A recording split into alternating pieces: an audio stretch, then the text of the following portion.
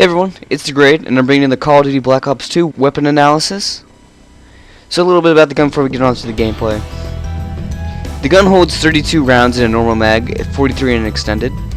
It has very low range, and has a max damage of 33, which is extremely high, but it drops off to an 18 minimum damage at not very good distance. For a 3-shot kill, you need to be about 31 meters away from your kill. For a 4-shot, 70, and then after that, your bullets will start disappearing. The gun is actually a really fast reload, which is very forgiving because of its high fire rate. It has a reload speed of 1.5 seconds, which is awesome. My recommended attachments for this gun are actually dependent on most users. There's not many bad attachments, really, but the ones I recommend are Quick Draw, Foregrip, Red Dot, or if you're okay with the sights, Extended Mags. The perks I recommend are actually dependent on your class style, as always. My recommended perks to use for this are Hardline or Lightweight, Toughness, and if you're using the Red Dot sight, I really recommend you using Dexterity. Extreme Conditioning really isn't that great, but if you like it, you can use that or Tac Mask. So on to the gameplay. Hey everyone, it's TheDegradeableone, and I'm bringing you some more Call of Duty Black Ops 2 gameplay on Aftermath. So, now the double XP weekend's over, I think I could tell you guys where he's getting all these extravagant gameplays from. It's something really underrated. I'm sure probably some of you picked it up off the last one, but combat training, the actual playlist, it's enjoyable, you know. You go into other game types, like Kill Confirmed, and you get maybe a shitty ass team, or you just get bad calls all around, or if you get a really bad map, you know, you're not gonna have a good game, and you're gonna get frustrated, and you know it's not gonna be a good time. But I was just messing around one day, and I was on this, and I was just ridiculous. At the moment, I hate saying this, but there's not that many good players. Yeah, this bot was just sticking me. Like, I think he stuck me 3 times with the crossbow bolt. Anyway, the players who actually play this aren't very good. Shocking, right? And so you can just go in this and actually dominate. Unfortunately, the XP you get, you actually do get XP for this, but it's half of what you normally get, which in retrospect is pretty good. Seeing how if you get maybe 25 kills in a game, like if you're not that great, you get 25 kills. Really getting a second, you know, chance to get good XP at this isn't bad. You know, if you get 25 kills normally, you get 54, maybe more of that in a game. You know, that's a good thing. It's just a really fun game type, I think, that's really underrated, and I don't see many people in, and it's an enjoyable thing for me. So I mean, if you need like a warm-up game, or if you just want to have fun, you can definitely go into this game type and just have a good time. You know, I was running the AGR and I was running the Stealth Chopper, and I usually don't run the. Oh no, not this game. I was running the AGR and the Sentry Gun, which I usually run the Sentry Gun, and I was actually not this game, but other games I usually run a higher kill streaks like Stealth Chopper and AGR and Lightning Strike. And it's enjoyable. If you want to have a good time, I recommend playing this game type. If not, then just keep doing what you're doing.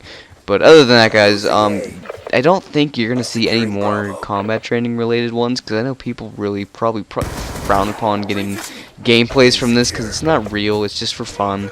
But I was playing it on double XP weekend because you were getting normal XP for this, and getting a 50+ gameplay every time you went on in the game type. I mean, I can't complain. I'll take 60 kills XP normal all day long. So I was enjoying myself. Way better than playing the Nuketown gameplay list or whatever the fuck it was called. I wasn't having fun on Nuketown, and I was getting frustrated, so I just went and jumped into this and had a good time. Next thing I want to talk about is secondaries. You know, in this gameplay especially, you're gonna see me use my secondary a lot. This one in particular, I hate it with the patching, because it's so good and it needs to be nerfed. And people literally make this gun their primary, and it's so freaking good. And as I say that, I fail right there with it. But it's really a really good primary. It's the B2R, something like that. And it's a 3-round burst pistol, and it's very powerful. And it's just people dominate with this thing. Unfortunately, I cannot get it to work for me when I need it to be working. but it is very reliable sidearm for now. I do think it will be patched in the future because it's so goddamn good. Anyway. Moving on, off topic, I've decided that for this series, rather than me just speed it up and talk about absolutely nothing, I'm going to talk about a topic, because that seems to be what people like to see in commentaries now. They like seeing random shit. But before I do start talking about that, I'd like to point out one thing. I'm not gonna point out a particular commentator, because I don't like bashing people on the internet, because that just starts more YouTube drama and it's unnecessary. But recently a famous YouTuber was knocking the tack insertion simply because it was used for boosting. This is true, people do use it for boosting, and he is trying to get it removed from the game.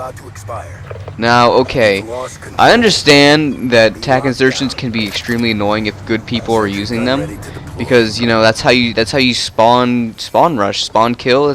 I love the tack insertion. It's one of my perm unlocks.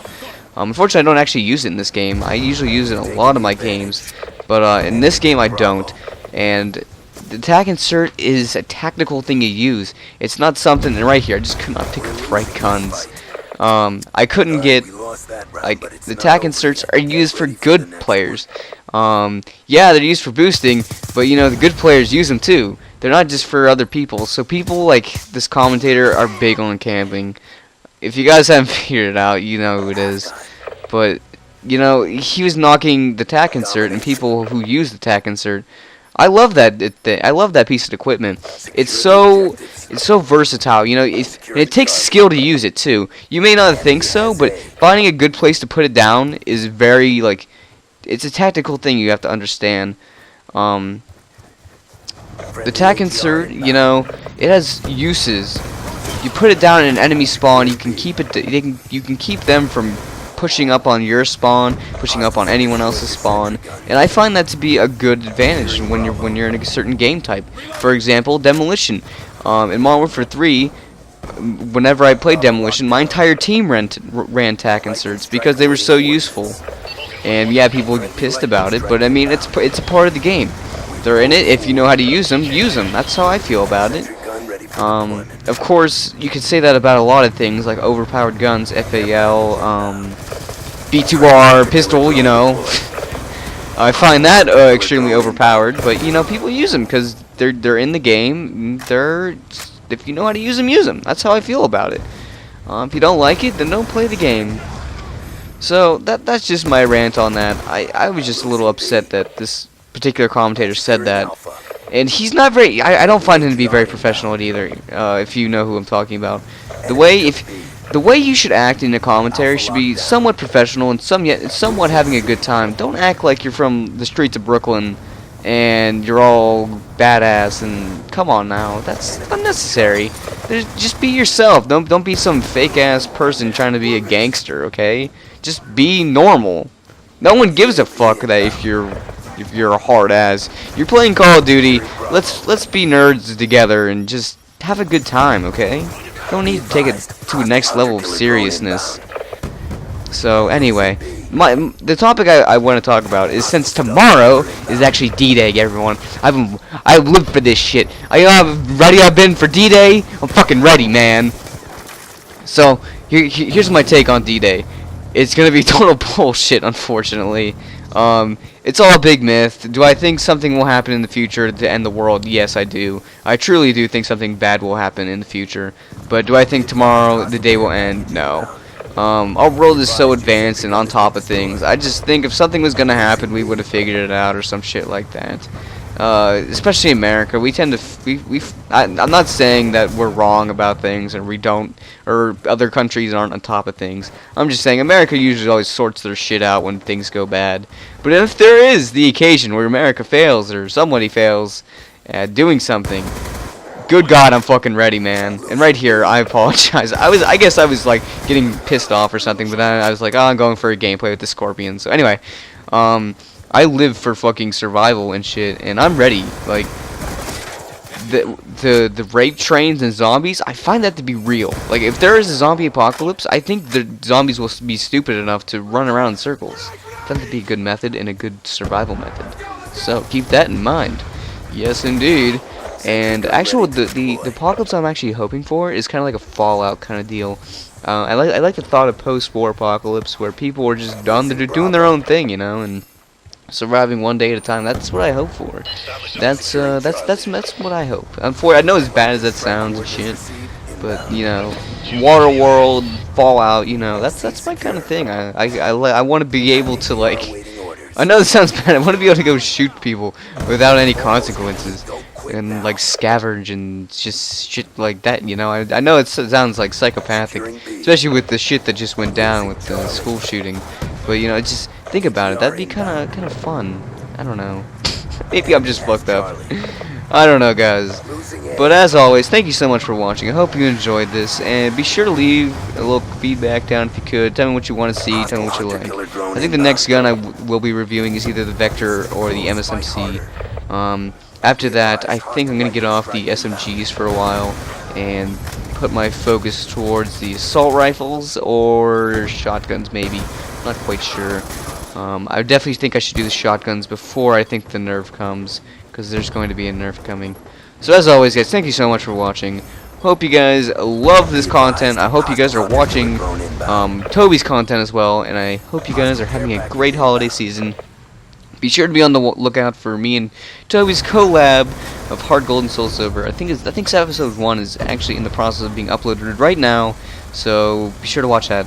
And as always, guys, thank you so much for watching once again. I don't think I've said that 3 times now. Okay, I'm gonna go, guys. Peace out. Have a nice holiday.